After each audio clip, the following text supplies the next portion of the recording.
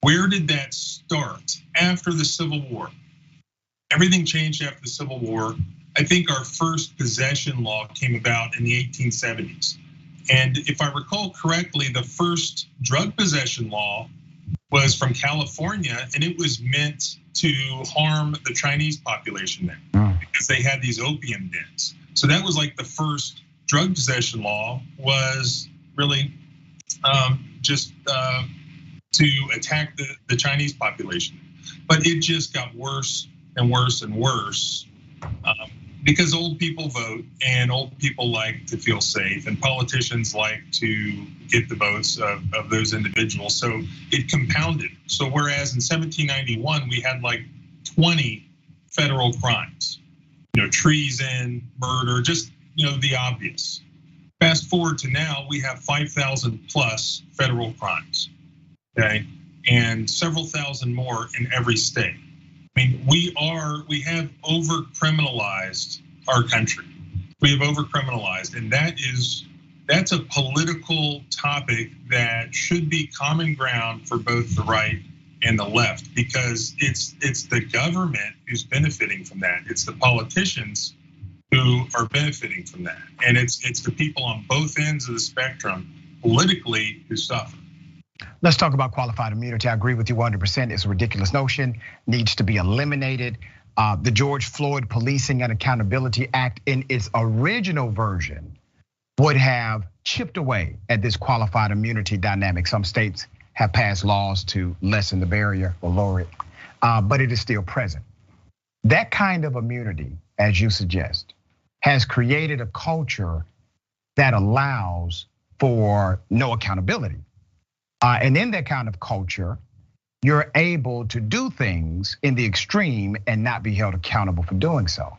And I'm reminded of the instances, attorney, when a cop shoots an unarmed person in the back and that cop says, "Oh, I thought I was shooting my taser," right? We've seen those cases. And I remember debating someone on this issue and getting beyond the training that's required, the fact that it's a different weight, it's a different color. It has a different trigger grip. It's on the different side of your body, all right? All of these differences. At the end of the day, do we have any instances where a cop made the mistake the other way? Meaning they meant to grab their gun, but instead they grabbed their taser, and because of that, the person is alive. No, we don't have one of those instances on the record. And so I can only conclude that one or two things are happening here.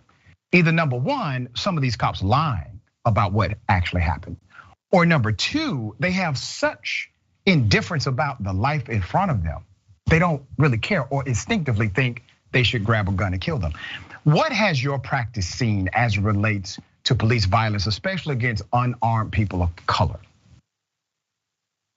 Well, I do practice in West Virginia, so the majority of incidents I deal with involve white people, but now not all of them, and especially in one area of the state, I've had quite a few, and recently I've had quite a few that I believe that there are racial components to it. But I don't believe that the racial component to any of this, and my experience in West Virginia has taught me this. It's that law enforcement, while there may be race bias all over the country with law enforcement and elsewhere, they are equal opportunity aggressors, police officers. They don't necessarily care about your skin color. The most important thing to them is that it's hammered into their head that you are a potential threat and they need to go home safely that night. And I think it's a training issue first and foremost. If you were to look into the law enforcement police academies, I guarantee you they scare these people to death. They show them video after video after video of these tragedies where police officers are shot at traffic stops and whatnot. And the idea behind it is to pound it into their head that they could be shot and killed at any moment. But what they're doing is they're just creating somebody who's always on a hair trigger. And they're treating every person they encounter as somebody who might try to murder them at any second. And that's just taking common sense out of the equation, because as private citizens, when we carry a firearm in public, we can't just fly off the handle. We can't have a hair trigger. Yeah. We have to act very carefully, and they don't have to do that. I'm going to respectfully disagree with you on one issue, and that is the issue of bias and how it permeates beyond the officer. So we've reported on many stories where naturally there was a racial component. We've also reported on many stories where the white individual received the benefit of the doubt, and they were not killed. As a matter of fact, they should have been, based on the actual scenario. One white male actually stabbed a police officer. They worked in a way collectively to preserve his life. And we've seen this happen even in simple traffic stops where a woman was able to use a white privilege card and the white officer laughed about it and did not even ask for a driver's license, even though she was likely drunk based on her swerving. So we've seen these instances play out. We know racial bias exists, but I will also highlight what my dear brother out of Ithaca, New York said, the former mayor. He said, literally, it's about aggression. It's not just racism. If you find a person who has a 9 on the scale of aggression, they have a 9 aggression factor, they are likely to do something wrong while being a police. If a person is 9 on the racist spectrum, but they are 1 on the aggression spectrum, they are probably not going to do something while on duty that would be questionable. So we have seen that as well. So I understand your point that it's not apples to apples all the time, but definitely racial bias plays into policing all across the country. Before you go, I appreciate your time today. Tell people how they can follow you, check out your work. You can check me out on YouTube. My channel is The Civil Rights Lawyer. You can also check out my website at thecivilrightslawyer.com. All right, we appreciate the work you do. Thank you for that information you continue to provide on your YouTube channel. Thanks for having me on. Absolutely. All right, remember, take care of yourself, take care of each other, take care of the planet. Remember, the truth is always indisputable.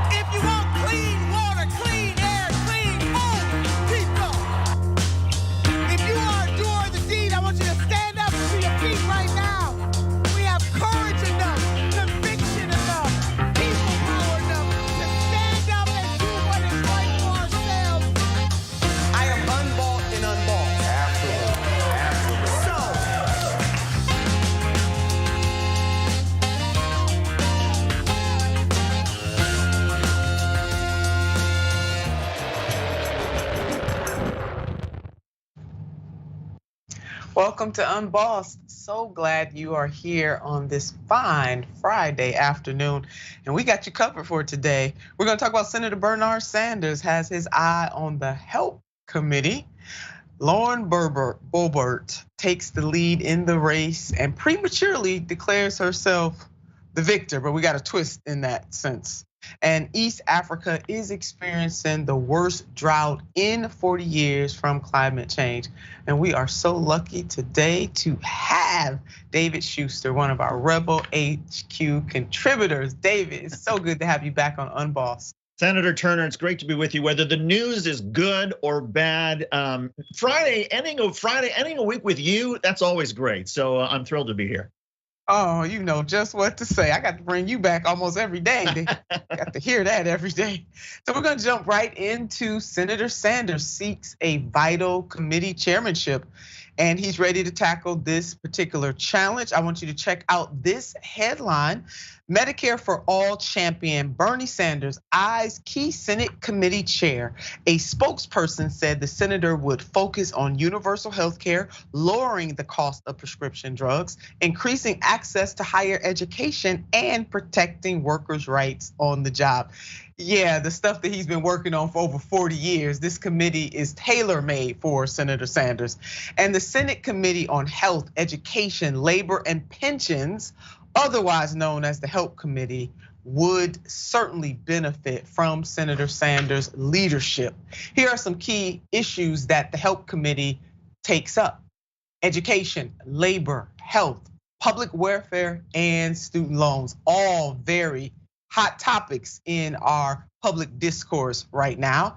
And the senator currently is already the chair of the Budget Committee in the United States Senate, but the new role could also pave the way towards a more realized future of universal health care, regardless of what the GOP has to say, and also those neoliberals. Axios reported on Monday, in the wake of last week's midterm elections, that he is aiming to take over for current Help Committee Chair Patty Murray. At the helm of the Help Committee, Axios noted, Sanders would have a new, larger platform to champion his progressive ideas and potentially make Chuck Schumer's life miserable on issues like Medicare for All. This is coming from Common Dreams. It's pretty sad that that would make Schumer's life miserable. It should make his life glad, especially since the members of Congress in both chambers do enjoy public health care. That's right, paid for by our tax dollars. They have some of the best health care in the nation. Why not expand that to the rest of the country?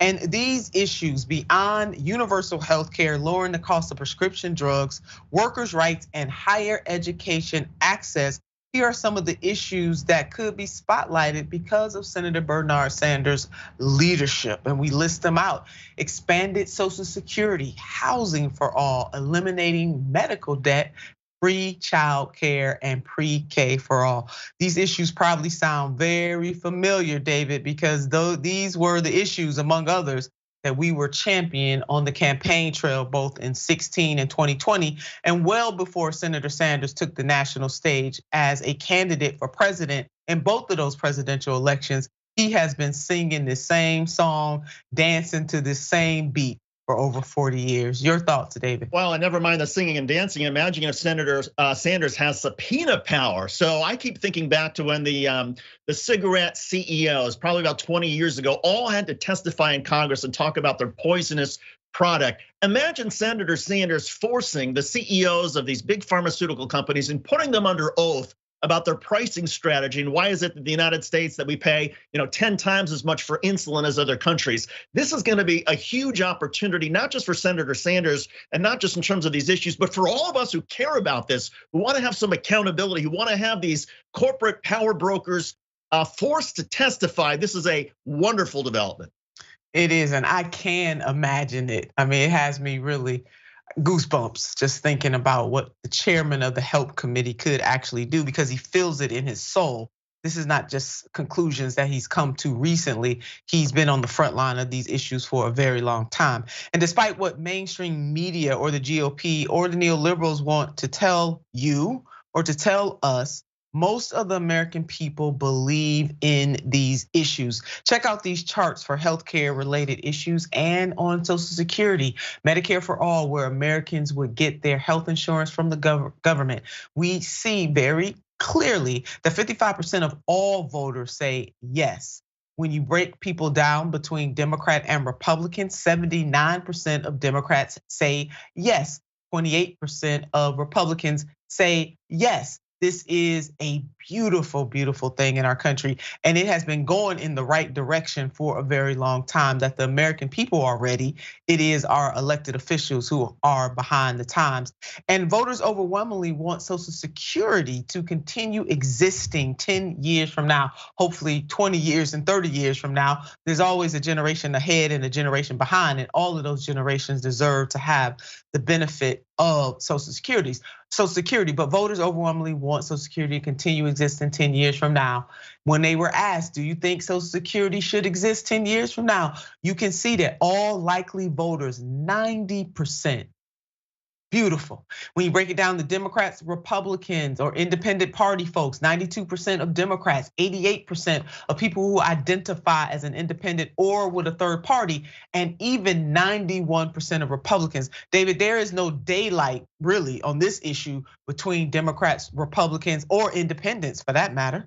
Oh, you're absolutely right. And Republicans have long, in terms of Social Security, given us this false choice that if we want to keep Social Security solvent, the Republicans say, oh, we either have to raise the retirement age or we have to cut benefits. And the fact of the matter is, can you imagine a Senate hearing in which we give a platform to, okay, well, what if we're not taxing just the first $149,000 of income to Social Security? What if we're taxing the first $500,000 or $1 million? What would that do to Social Security? And suddenly having that platform, not only does it educate so many people in Congress and the Senate, but it also educates the American people who can say, no, wait a second, I'm looking up at a hearing here that is giving me another way than what I've been hearing from Republicans for all these years. So again, to be able to amplify these issues is a huge deal.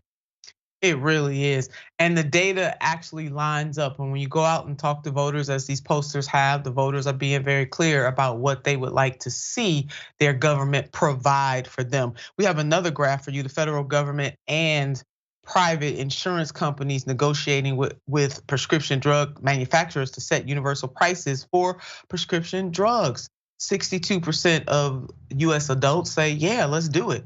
76% of Democrats, 58% of independents, 51% of Republicans. So overwhelmingly, the American people are right there. And how about allowing Medicare to negotiate drug prices directly with prescription drug manufacturers? Again, all US adults or those who were polled, 68%, Democrats 76%, Independent 64%, Republicans 65%. That's coming from The Economist and YouGov. Again, it's not the people. It actually is the elected officials who are standing in the way of this progress. Let's put up this other graph where it comes to whether or not people support or don't support free college. Well, here's where we are. The general public overwhelmingly, parents, even more than that. Shout out to the parents who have to finance this education. You break down to an ethnicity, you see on and on. Basically what this chart, this graph is showing that overwhelmingly, regardless of how people have identified in this particular survey, they are with the government providing free college education. And when we say the word free, David, sometimes people get all in a bunch about it. Really, the way I see this, and I would love your thoughts on this as well, is this is about a social contract. It is about an investment. In the same way, K through 12 education was not always guaranteed for all people. There came a point in time in our country's history where we collectively decided that children of this nation deserve a K through 12 education paid for with our tax dollars. Now in this century, we need a paradigm shift that adds pre-K and also college to that. It's an investment and it just expands our social contract. Absolutely. And in fact, study after study has shown that when you invest on the front end, you save money on the back end. When you invest in pre-K, when you give people a good education, you save money in terms of whether it's incarceration or drug problems or any sort of issues that they may run into later in their life. And I want to try to connect all this to sort of the outstanding sort of political issue that's still there, and that is the Georgia Senate race. If Democrats win in Georgia, that'll give them the 51-49 as opposed to a 50-50 tie with Kamala Harris breaking the tie. If the Democrats have 51-49, then they will have an edge. It won't be evenly split committees. They will have an additional seat. They will have more resources. And it becomes that much easier for Democrats to issue subpoenas to decide on what the priorities of these hearings will be. So for people who want Bernie Sanders to have even more authority and power to raise attention to these issues, if we can get Raphael Warnock reelected in Georgia, that will help when it comes time to focusing on these issues and making sure that these Senate committees have the sort of power that I think Bernie Sanders and the rest of us want to have.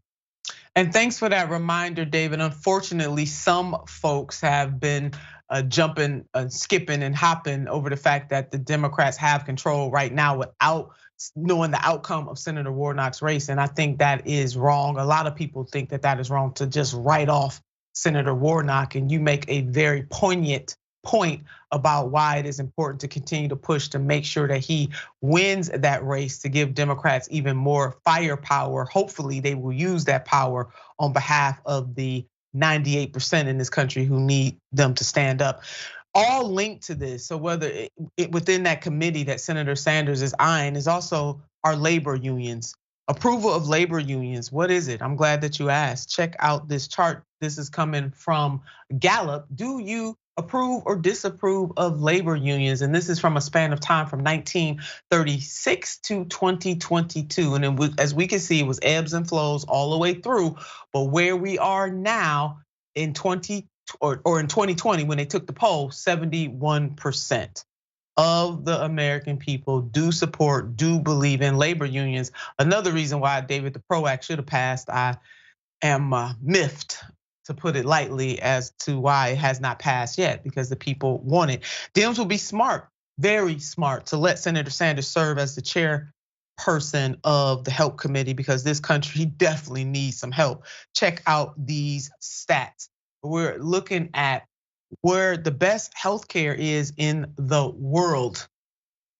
Yeah, we're not even on the list. Denmark, Norway, Switzerland, Sweden, Finland, the Netherlands, New Zealand, Germany, Luxembourg, Austria.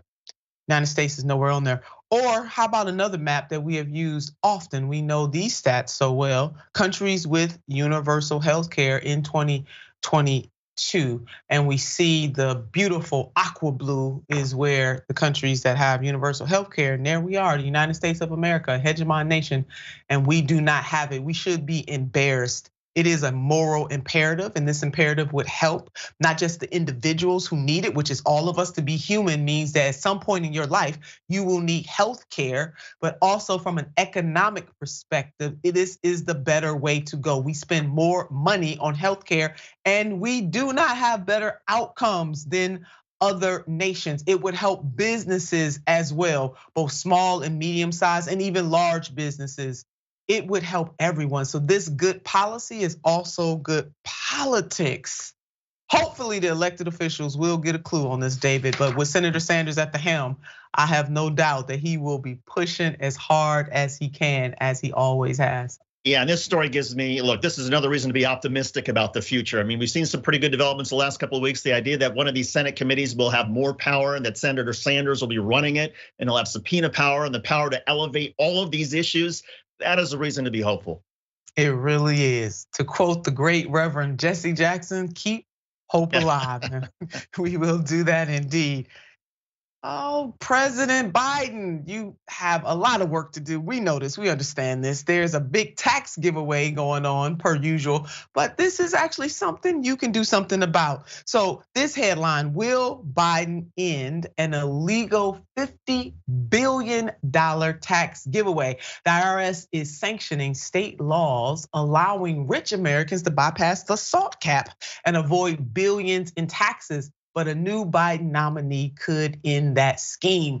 Let's hope that that nominee does just that. And this reporting is coming from The Lever. So since 2018, state legislatures have been helping the richest Americans evade billions of dollars of taxes every year in a flagrant violation of federal law. And the Internal Revenue Service under both Presidents Donald Trump and Joe Biden has rubber stamped this scheme or the scheme. Thank you, Julia Rock from The Lever, laying this out. So we want you to understand both parties, GOP and the Democrats. You know, here on Unbossed, we lay it out at straight, no chaser here, and this is what we're talking about. So there has been a leadership shakeup in the IRS.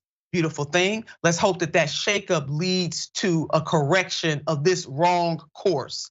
The loophole in question was created by new state laws and allows people to use pass-through entities such as, let's list them, and we have them up there: private equity firms, hedge funds, law firms, medical practices. They can bypass a $10,000 limit on state and local tax write-offs. As we can imagine, all of this adds up. And that limit, created by none other than President Donald J. Trump in 2017 tax bill, had the effect of raising taxes on the wealthy, especially in high tax states. The state created laws in response to this cap, experts say, are clearly illegal under the 2017 federal tax law. And according to New York University law professor Daniel Hemel, this so-called pass-through entity tax scandal will deliver an estimated 50 billion in tax breaks, mostly to Americans who make more than 1 million per year by 2025. The professor's research represents the first comprehensive estimate of that size in looking at this loophole. And the professor further states, in effect, the IRS has created a special tax preference unauthorized by Congress for hedge fund managers, law firm partners, and other pass-through entity owners. And the Biden administration, notwithstanding its professed, underline, underscore, bold commitment to tax fairness, has acquiesced in this massive giveaway to the rich. Go ahead and lay that out, Professor. He laid that out in this article that Julia Rock wrote. And then one more final point from the professor. But ending this loophole is squarely the responsibility of the president. All they need to do is enforce the law that is on the books, he said. This isn't asking them to score some legislative shot from half court. Boom. David? Well, merely just bringing this up, if Joe Biden had a speech or a news conference where he said, you know what, I see what these pass-through entities have been able to get in the states over the last 5 years. I see it. And if this doesn't get stopped, then we're gonna take action and through executive action, and I'm gonna tell the IRS to go ahead and start collecting this money. Just the warning from the president, I think, would have a huge impact. And this is also a reminder that people think, oh, all politics at the state level doesn't really matter that much. No, it matters, because when these law firms and these hedge funds, they have just as many lobbyists in state capitals as they do altogether in Washington, and they are able to get this sort of reaction so that if Washington president of either party does something that, I don't know, hurts the business interests or the financial interests of the wealthiest Americans, well, then they deal with it at the state level. And that's why voting for Democrats and voting for progressive policy at the state level is also important, because it cuts down on the power that a lot of these lobbyists are able to have. It does, it goes hand in hand. Often just repeating the saying, it takes teamwork to make the dream work. And that teamwork has to happen not just on the federal level, but state level, regional level, and also local levels of government. Who we put in office matters, who we give our power to actually matters. And when you have progressive or conscious-minded elected folks in office who will look out for the 98%, and that synergy is happening on all levels of government, that is in fact a thing of beauty. So here in this case, let us repeat, as the professor said, ain't gotta make a slam dunk. You ain't gotta do none of that. No shooting from half court. All you have to do, President Joe Biden, is to enforce the law, and that will take care of all of that. We'll be watching this. We're gonna keep hold on this story. The new IRS leader, get to work, baby, and deal with this. We'll be right back after this. Don't go anywhere. Call some folks though.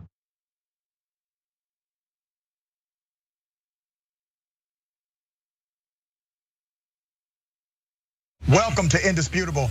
I'm your host, Dr. Rashad Richard. We got a lot happening today. But what do we do on this show? We tell the truth. You know why we tell the truth? Because the truth is simply indisputable. Rashad, great to be here. Congratulations on the new show. And I gotta let everybody know that Rashad and I go way back. Here's the pattern that we see in all of these Karen stories. They think they own stuff they do not own. Now, where does that come from? I don't know, maybe slavery. Maybe they think they should still own black people. This is what happens when Karens weaponize the police. When you're used to privilege, equality seems like oppression. It hits you in a certain way when someone is holding you against your will, treating you like you're a criminal and you're an innocent person. This is something that black people face no matter where they are. A stronger black economy lends itself to a stronger, greater economy. Don't think it's exclusive of you, it's inclusive of you. What's your beef with critical race theory? It adds more fuel to the fire of the racist tendencies that we already have. We have a generation of problem solvers that can remedy the problem if they are properly taught what the problem is. You know who created redlining in this country? It was a white liberal. I don't give a damn who created it. If it's a racist policy, Shelley, here's what I don't know. I don't know. See, there you go filibustering, brother. You're scared of this truth, but you're gonna get it though.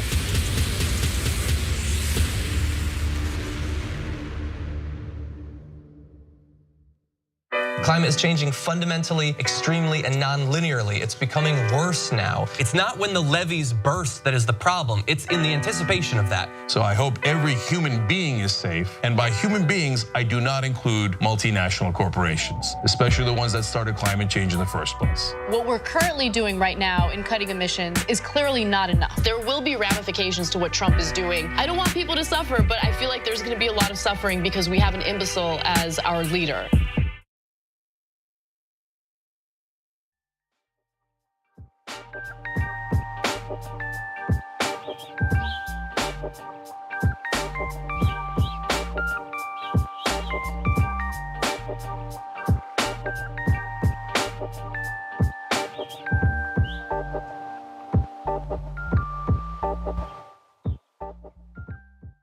Welcome back to the show. You know this is my favorite part, reading viewer comments. And we're gonna start with TYT member. Connor says, it's Friday. I've got my unbossed hat on and I'm ready to get fired up right to the start. Right, fired up right to start this weekend. Sending love to you and yours, Nina. Oh, thank you so much, Connor. I'm so glad you have your hat. I should have mine right next to me. You reminded me I should make sure it's in studio so I can throw it on every now and then. Where's my unbossed hat? Connor gets a hat and I don't have one yet? Oh no, David. We have to make sure you get a hat. We will get that in the mail right away. Yes. On Twitch, Overseer Dixon says, the rebel gentleman himself on Unbossed on Friday, no less. What a treat. You're giving us, Senator nice. Turner, the greatest weekend start in a long while. That was nice. So sweet. Yeah. Thank you so much for that, Overseer Dixon. And that's coming from Twitch. And on YouTube Super Chat, Panic Boo says, oh, I love that name. Panic Boo says, I love David and Nina, excellent duo, and a whole bunch of hearts. Oh, I love David and Nina too. I think it's awesome. I do too. I love them too. I think they are fantastic. That's right. They are, and so are you. Thank you so much to all of our supporters, everybody that subscribes and you support the work of TYT to keep us independent and being able to give you the news the way that we do. We appreciate you. Without you, there's no us. And speaking of us, please do not forget about the Griner family. Brittany Griner is still in prison over in Russia. Send your prayers if you pray, your thoughts, your well wishes. If you are on social media, hashtag from time to time, we are BG. This is what her family has asked for. Some people are still working hard. Let's hope that the feds are working hard to bring her home.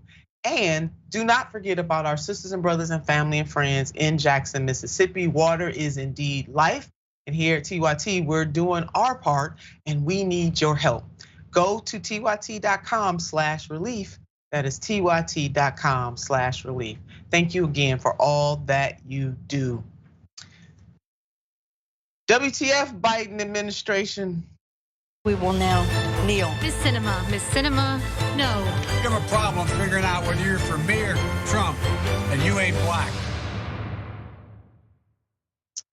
Yes, the neoliberals are at it again.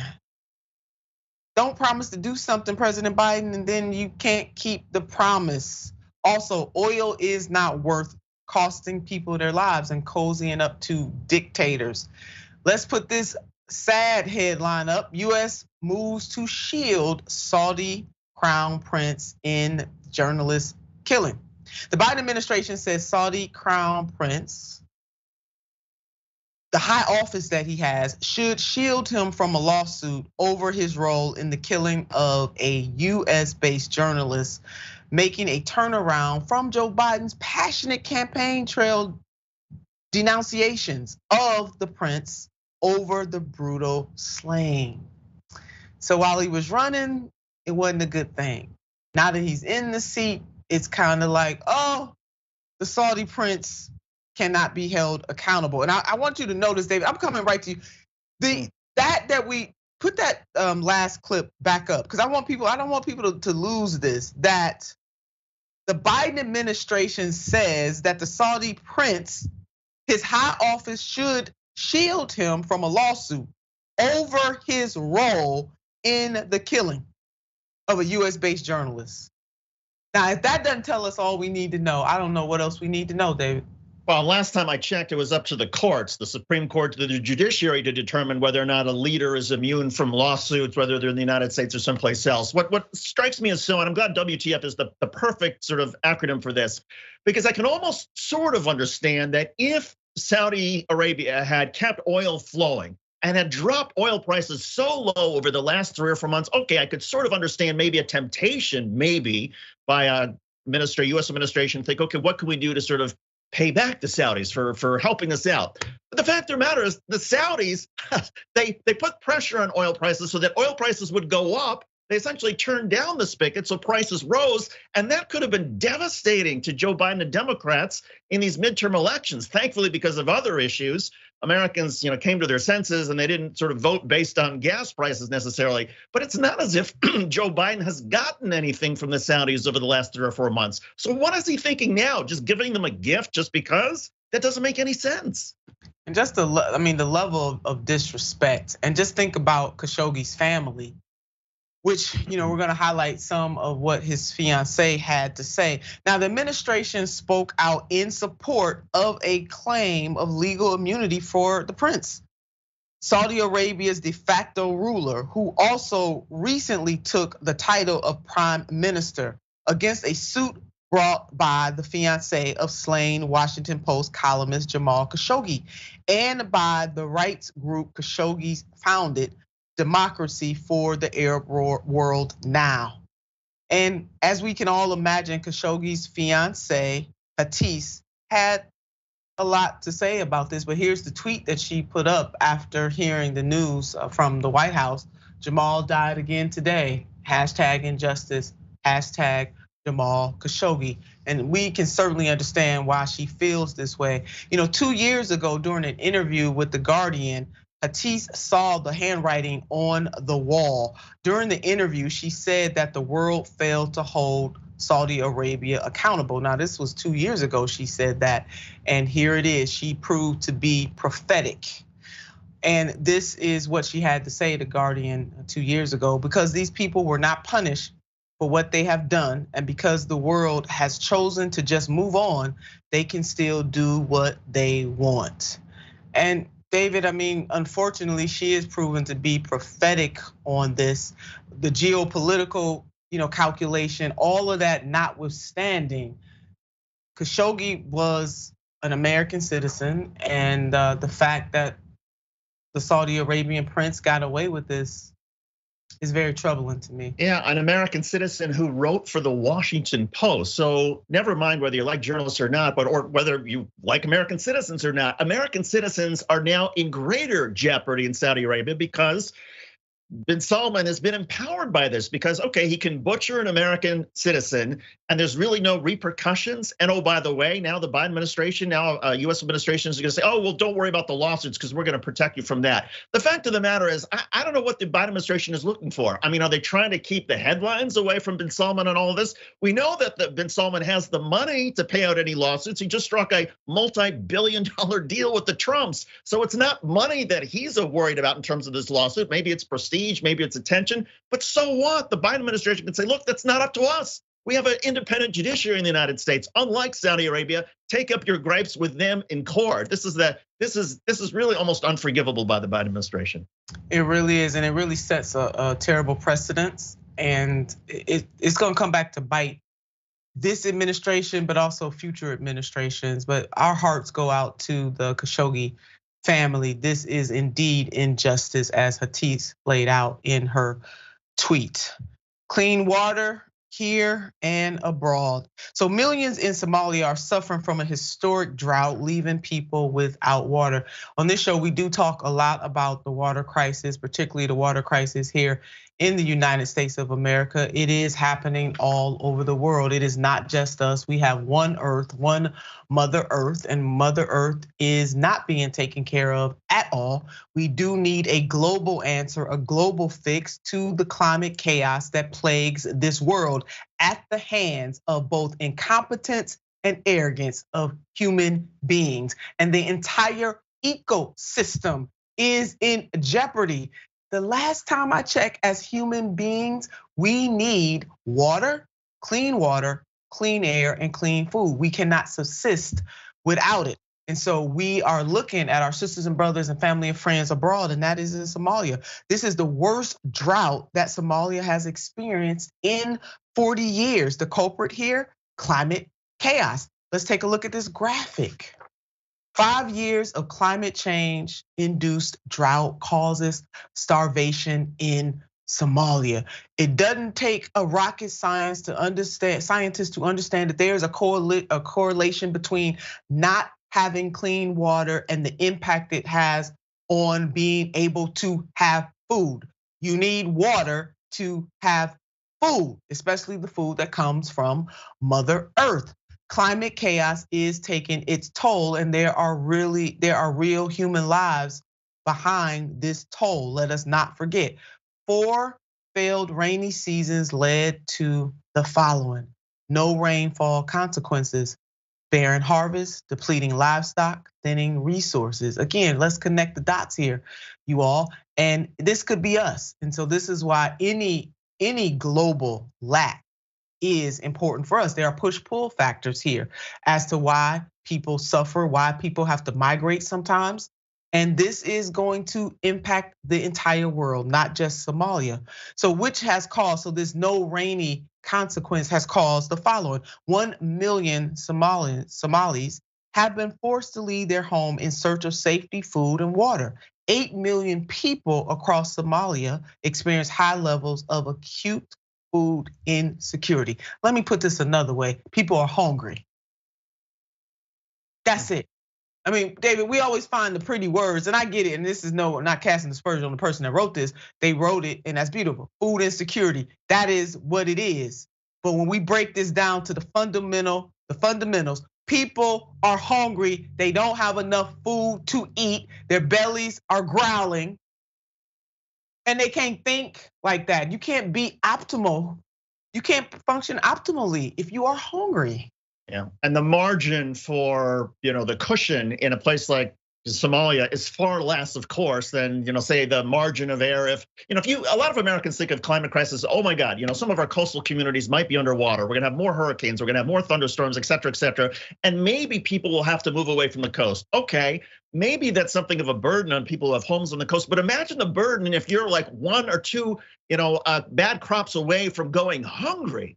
I mean, Americans are not going hungry because of the climate crisis. They may just have to move and their property might get damaged. It is so much more severe in a place like Somalia. And oh, by the way, the biggest contributor to the climate crisis, those of us here in the United States, we accounted for 25% of all the pollutants in the air for the last many years. China's now, getting close to us, but we are responsible for this. We're responsible for the climate crisis. So Americans cannot simply look away and think, oh, well, because this is Somalia, this is not my problem.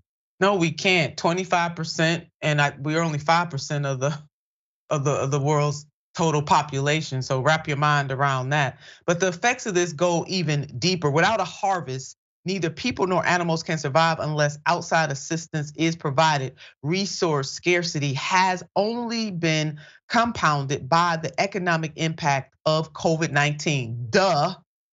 And the rising costs due to Russia's war in Ukraine, a country known as Europe's breadbasket, from which Somalia imports 90% of its wheat. So even with this, and thank you Yahoo News for this, it is showing us that we are all connected, that it really is a fine line. It is it's very delicate. And if anything impacts the balance, all the dominoes fall. And that is what is happening in Somalia right now. And the global pandemic itself, which is shame on the United States and other industrialized nations. David, you probably recall that early on in the pandemic, these nations were slow to respond to other nations' needs. And Africa is a continent and one of the last to even get any help whatsoever when it came to getting the vaccines out to poor countries and poor, nations. And that just really turned my stomach at that time, and it still does even to this moment. So poverty experts are weighing in on this. Right now, it's the livestock that's at risk, and next is going to be our children. Margaret Mueller. I mean, she laid that. David?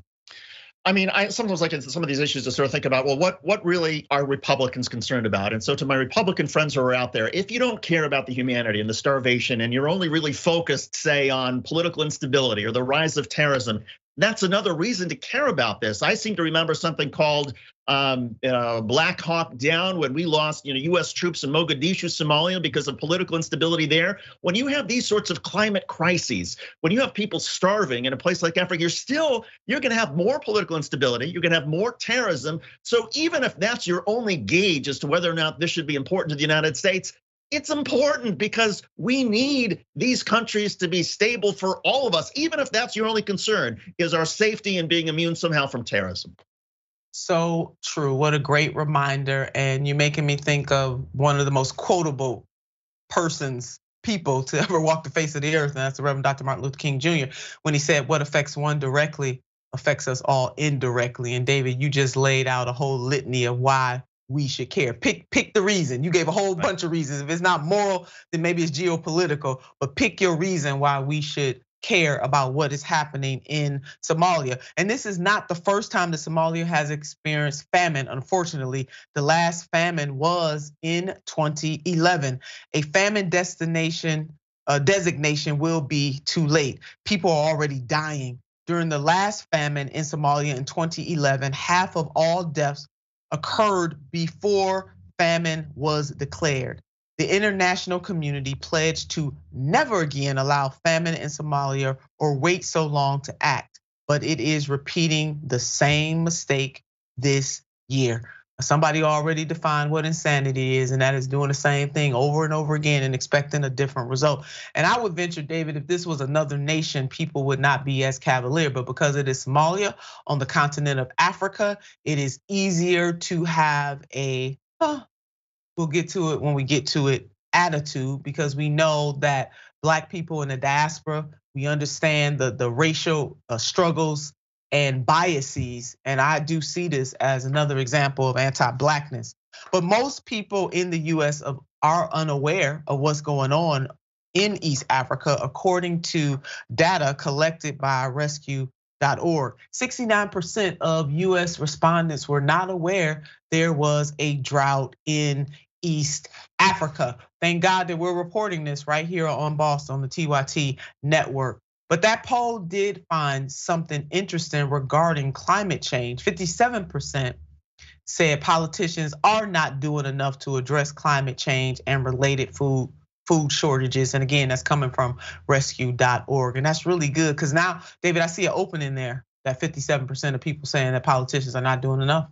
Yeah, no, there's certainly an opportunity to sort of galvanize public opinion and to get people sort of more involved and get our government more involved. I'm just, and I'm going to show my age here. I remember, 38 years ago when there was a horrible drought in Africa and there was a bunch of American musicians and stars who got together and they did We Are the World and race consciousness so that we would end these sort of droughts. If somebody would have said 38 years ago, well, imagine in the future, we're going to have these same problems and we're going to have the same racist based ignorance of them because Americans don't want to talk about black people in Africa. I would have said, no, we're going to make a lot more progress. We're not making the kind of progress that so many of us have wanted. There's a potential for us to do so, and there's a potential for us to bring awareness, but all of us together have to say, you know what, this is a problem that needs to be solved. For whatever the reason is, we have to talk about these issues, we have to talk about the unpleasantries, and we have to figure out some way to solve the climate crisis and to help the countries that are suffering the most. Absolutely that, because but by the grace of God, there go I, or there go us. Some politicians put up this headline. People may or may not remember this, but Dianne Feinstein lectures children who want Green New Deal, portraying it as untenable. And this is part of the problem, having elected officials who are so out of touch or who lack imagination or who really just don't care. They don't get it, they don't see it, and they're not willing to use their political capital to make a difference. We have got to understand that climate chaos is a clear and present danger to each and every one of us. And depending on where you live, both in this country and also in the world, depends on how fast this crisis hits you. But ultimately, none of us are going to escape this crisis. We must do something about it collectively. Meanwhile, most Americans do support, underline it, underscore it, they do support the Green New Deal. Let's put this graphic up that shows where the majority of voters are on the Green New Deal. They're right there. They do support it. They do understand that we need this. And not only will this help us and help Mother Earth, it will help bring different and new jobs. It will make this country more sustainable. Yeah, we should go ahead and do that. It is so important. So David, we're gonna keep an eye on this too, hopefully. And I do remember We Are the World. I really do. And that was a great campaign. A really great campaign. And I just want to say really quickly, I'm so glad that you put up the public polling on this, that most Americans do support the Green New Deal. And so a lot of people think, well, then why isn't it happening? Well, when we attack our corrupt political system, the influence of corporations and lobbyists and whatnot in Washington, it helps all kinds of problems. Some of the reasons that all of these issues that have widespread American support don't get through Congress is because a lot of lobbyists and a lot of corporate powers are blocking it, and they've bought members of Congress. And so to the extent that we can break the gridlock and end this political corruption, a lot of these problems can get solved. There it is. The owner donors they never sleep. So the rest of us can't either. People of good consciousness, no matter how you identify on the political spectrum. I hope that a few things that we can agree on. We need clean water, clean air, clean food, a nation that is productive in that way, that is pushing other nations, and to have a worldwide effort to stop droughts from happening, not only in Somalia, but all over the world where people are suffering. Again, what happens to one directly happens to us all indirectly. True words by the Reverend Dr. Martin Luther King Jr. It fits on so many issues. We'll be right back. Don't you go anywhere.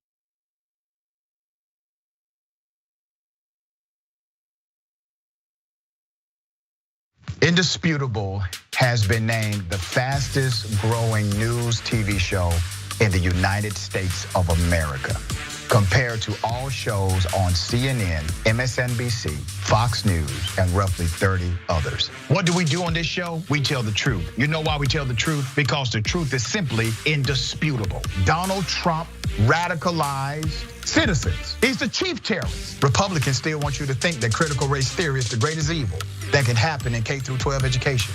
It's not even taught. I guarantee you this, David. If he would have taken a knee during the national anthem to bring awareness to the need for more money for cancer research in America, he would not have had that response. It was the fact that he took a knee for black folk and brown folk. You rather pick the voters because you're scared of the voters picking the politicians. It frightens you. But we coming. When you are in a privileged position, equality looks like oppression to you. The Karenicity runs deep in this one. We provide a mirror for reflection and a mirror for correction. Don't touch me. Don't touch me.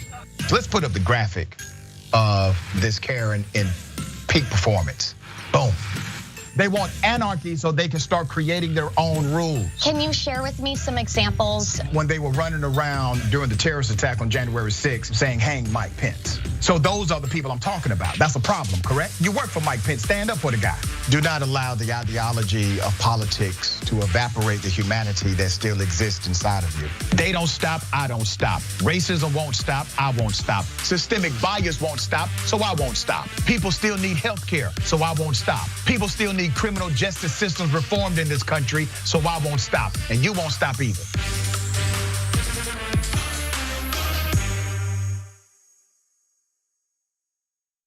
Hello, beloveds. I have a big announcement. I'm launching a new daily 1-hour show with the Young Turks called Unbossed with Nina Turner, starting October 17th. We are going to be taking on corruption in all of its forms, whether it's big money, big pharma, the injustice system, the establishment of both parties. All that we love is on the line. They keep coming for the people, not serving the people. Now we're coming for them. Anytime anyone, anywhere tries to take power from the people, that is where we will be together on Unbossed. And not only are we gonna take on these people, we're also gonna have a little joy while we fight. What is life without having some joy? The channel's already up, so go subscribe now, yes, right now, at youtube.com/unbossed, TYT.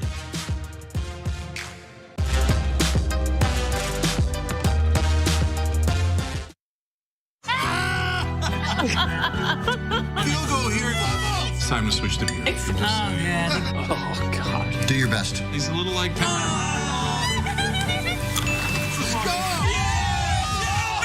Oh. Hey. No one's happy now. Give him another try. Oh. Wow. This is the weirdest game.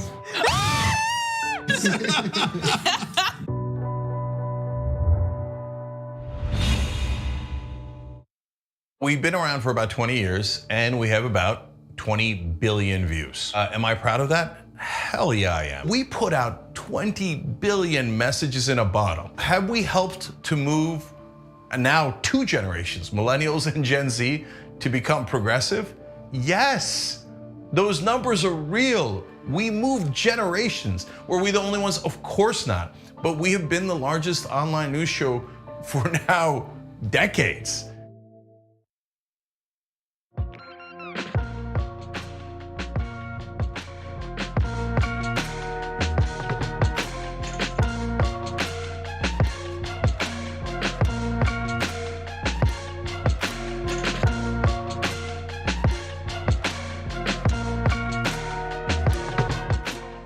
Welcome back, round 2 of our viewer comments. We have Prince Electro Diamond says, I hope Senator Sanders gets this committee job so that way universal health care will be passed when Nina runs for president. Woo! Amen. That's right. Hello, somebody on that. Thank you, Prince Electro. I appreciate that. Electro Diamond. On Twitch, Dragon Rose of Desire. Oh, I like that. Dragon Rose of Desire says, Nina, it was my 40th birthday on Wednesday and my 40s got off to a rocky start. You inspire me so I can get a Nina Turner. Keep going. It would make my week. Hello, somebody. Dragon Rose Desire, I want you to keep going. And even though your 40s may have gotten off to a rocky start, it doesn't have to stay that way. It's not gonna stay that way. You have many more miles to go and there are brighter days ahead. Happy birthday, darling. And on YouTube Super Chat, Joanne says, imagine a world where instead of billions on elections, we spent billions to help the countries our lifestyles have hampered. It makes me so sad. Ooh, Joanne, you are so right. I can imagine that. And we should definitely work towards that. Thank you all so much for your comments. Thank you so much for your support. We appreciate you. Oh, here we go, Boebert. The circus continues. Watch it. Hey everyone, great news tonight as almost all the votes have finally been tallied. I'm told that there are less than 200 votes outstanding, which makes me so happy to announce we have won this race. With this victory and with Republicans in control of the House of Representatives, we can focus on the issues that actually matter most, including getting inflation under control, increasing our domestic energy supply, securing the southern border, and being a strong check on the White House. Now, over the next couple of weeks, this race will have an automatic recount, which will be completed in early December. My campaign team and our lawyers will definitely make sure everything is conducted properly. Past recounts in Colorado have resulted in far fewer votes being adjusted than anything that could affect the current outcome we're seeing tonight in this race. Now, the Congresswoman made this declaration before her opponent officially concedes in the tight Colorado race. So now it is official. Lauren Boebert's Democratic opponent concedes in a tight race. However, this video clip that you just watched, this was her just declaring things before it was clear, because that's what Republicans do. We're just gonna declare that I am the winner. Let's put up the stats so folks can see how close this race was. It definitely was a nail biter. And we see 50.1% to 49.9%. Very, very close indeed. And Lauren, she was leading by only 551 votes, and it would have triggered an automatic recount. But her opponent, Adam Frisch, has conceded the race. David, any thoughts on this? I wish Democrats, there were a lot of Democrats who thought there's no way that Lauren Boebert's gonna lose this heavily Republican district. And as a result, they kept their money out and they didn't really support Adam Frisch to the extent that I think they could have. I think a lot of Democrats are waking up now thinking, oh no, if we had just given him a little more money, let him spend a little more money on advertising, a little more resources, that might have made the difference. The other thing that I saw in this is that Lauren Boebert, she was so sort of giddy and excited with her little sort of video clip. And that shows to me, she was really fearful. She was really fearful that she was going to lose this race, and it came very close. And I just wonder, even though sometimes close only matters in horseshoes, I wonder in this case if there's an exception, that maybe Lauren Boebert at least is on notice. She had such a close race this time. She almost lost, that maybe she pulls back just a little bit from the total craziness. She's still going to say a bunch of stuff that's nuts, but not all the time. Give us a break. Let's hope that she's learning a lesson, that she is vulnerable, and 2 years will go very quickly. Yes. And Adam could do it again if he so chooses, and just walk her down. What if she didn't have the lead though? We know exactly what she would have said if she didn't have the 500 vote lead. She would probably cry fraud like Donald J. Trump. Remember this oldie but not goodie that she put up on Twitter, and she said Hillary must be pissed it took the DNC until 2020 to successfully rig an election. Yeah, and you see that exclamation point in the word misleading, because it really should say lying, but they said misleading. They were really gentle with her. But Adam has conceded, and so there we are. We do hope, Adam, you should do it again. Absolutely should. And David, you are absolutely right. If the Democrats had invested more money in that race, he probably could have pulled this off. But 2 years, very quickly. Now we have the game changer of the week. Yes, we do. Kenneth, Mejia.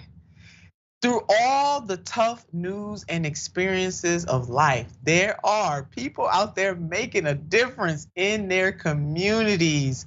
And one of them happens to be Kenneth Mejia, the new controller-elect for Los Angeles. Let's put up this beautiful headline: how housing activism powered Kenneth Mejia's Los Angeles election victory.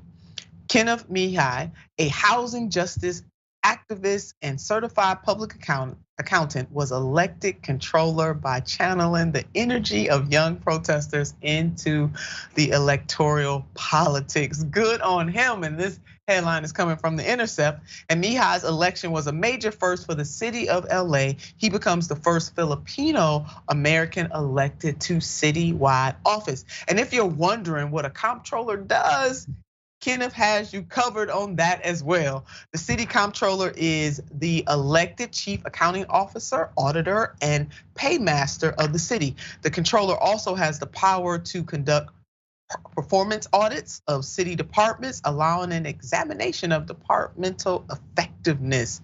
Kenneth certainly has a long history of activism. He's not new to this. He is so true to this. A longtime housing justice organizers with the LA Tenants Union, Mejia was first inspired to run for office by the 2016 Bernie Sanders campaign, which had also convinced some veterans of protest movements like Occupy Wall Street that it might be possible to bring about change through electoral politics. After 3 unsuccessful races for Congress since then, he set his sights on the city controller's office and assembled a campaign team made up almost entirely of fellow organizers and activists. Good on him. And let's watch this to see how much Kenneth emphasized the importance of including youth and activists. Our campaign, like Jane said, we're doing the job already. If you visit our website, mejiaforcontroller.com, if you visit the resources page, it was created by an 18-year-old who just graduated high school. His name is Kyler. Shout out to Kyler. But all the resources, our environmental platform, our transit platform, were made by the youth. That's why we were endorsed by Youth Climate Strike. That's why we were endorsed by Sunrise Movement. That's why we were endorsed by these organizations and these groups, and why we won overwhelmingly with the youth, because they are the future who will suffer from the consequences of what our generation and our older generation has done for us. Oh, and he was standing next to the one and only Jane Fonda, looking fierce in that hat. She wearing that hat. And he also deployed unique strategies to inform voters of the misuse of the city's budget, such as putting up a billboard with the facts they needed to know. Check out this billboard. It was a beauty. What? Where did this billboard come from telling all of Los Angeles where our budget priorities are? It's like whoever put it up wants Angelenos to know where their taxes are being spent. What? Why do that? Oh my God, so beautiful, excellent that he did that. And we're all, Mejia will look to follow through on his campaign promises. Yes, he will, with these key issues at the core of his run. And these are some of the things that he pledged: Green New Deal, homes for all, and healthcare for all. Those are all beautiful pledges. And David, let's hope that he can even come close to accomplishing those goals. Yeah, I mean, this is really something miraculous, really, to have a progressive activist who's going to have the ability to conduct audits over so many different departments, whether they're housing departments, whether it's the police in Los Angeles and their malfeasance. I mean, this is really remarkable, and it goes to show. I mean, look, it's going to be a tough job for him. I mean, it's not easy in some of these very large cities like LA to try to solve the problems through audits and to bring a spotlight on things. But this is an important step, and it goes to show that progress sometimes doesn't come as quickly as we may like. Progressive activists may not win all the time, but occasionally they do win, and that leads us on the road to change. And so this is a giant step, even if it's just one race. Yeah, it is, and he ran for Congress, was not successful, but as we know, this was something better for him, and there he is, and hopefully him and Mayor Karen Bass can work together and make a whole bunch of magic happen. Oh, we're going straight right now to our wishbone, our hoping, our wishing, and our praying. And today's quote is coming from none other than Dr. Mejia. She's a doctor and engineer and a NASA astronaut, many of you may remember. And she was inspired to become an astronaut because of seeing actress Nichelle Nichols, who just recently passed away, play Lieutenant Uhura on Star Trek. I mean, who didn't want to be Lieutenant Uhura? I wanted to be Lieutenant Uhura. She was fierce in every single way. And it's just another example of how seeing your own image, seeing people who look like you, seeing people who can relate to your experiences on the big screen can help younger people's dreams come true, and even some seasoned people as well. And you know what? Dr. Jemison did make that dream come true, becoming a NASA astronaut. Let's put up what she had to say. This beautiful wishbone advice, the hoping, the wishing, and the praying. Don't let anyone rob you of your imagination, your creativity, or your curiosity. It's your place in the world. It's your life. Go on and do all you can with it and make it the life you want to live. Amen, Dr. Jemison. David? I'm going to read that quote from Dr. Jemison to my daughter, who's 9 years old, because I think it might inspire her. And it goes to show, we talk about, a lot of problems in our world, and life can be hard on both sort of the national, federal, state, community level. It can also be extremely hard, as we all know. We all face problems in personal life and our family and whatnot. But as long as you have that ability to dream and you have that ability to think, well, what really makes me happy? And you're willing to work hard and work smart and sacrifice and serve your fellow human beings, you can accomplish it. And there's a lot of resources that are out there, and there are a lot of us who will be cheering you on. And so I'm just grateful that you put up that quote and that she made it as an astronaut. I have a feeling that this is a remarkable woman, never mind just her professional accomplishments. Very much so, blazing many trails. Don't let anyone rob you of your imagination. Well said, Dr. Mae Jemison. And to all of you, I hope that your imaginations are big and flowing. Stand tall for what you believe in and believe in the power of your dreams. You know what I want you to do? I want you to keep the faith, but more importantly, I want you to keep the fight. Until next time, you take good care.